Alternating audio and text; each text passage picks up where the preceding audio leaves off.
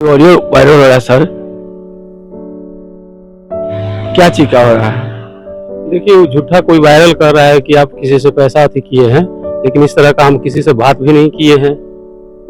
कभी कोई बात नहीं, किसी से इस तरह का कोई वार्ता नहीं हुआ हमको। पता नहीं कहाँ से कोई अति किया है, कैसे क्या टेपरिंग किया है, क्या किया है, हमको किसी बात की जानकारी है ही नहीं।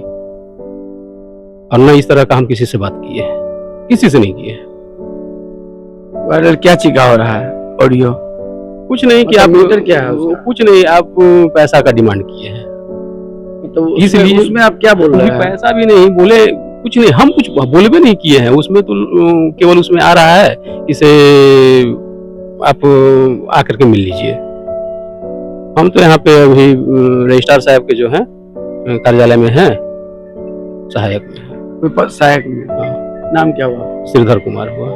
श्रीधर कुमार। हाँ, कब से हो रहा है ये? तो हो रहा है बहुत पहले, 2 महीने पहले। कुछ बोलना चाहिए इस विषय में? बस इतना ही कहना चाहते हैं कि सब चीज गलत है, किसी के दुष्प्रचार नहीं करना चाहिए, किसी का कैरियर की बात है, ये सब काम नहीं करना चाहिए, कहीं से उचित नहीं है। जो गलत है वो गलत है, किसी चीज को दुष्प्रचार करना बिल्कुल गलत है, ऐसा नहीं करना चाहिए। और कुछ कहिएगा? नहीं नहीं।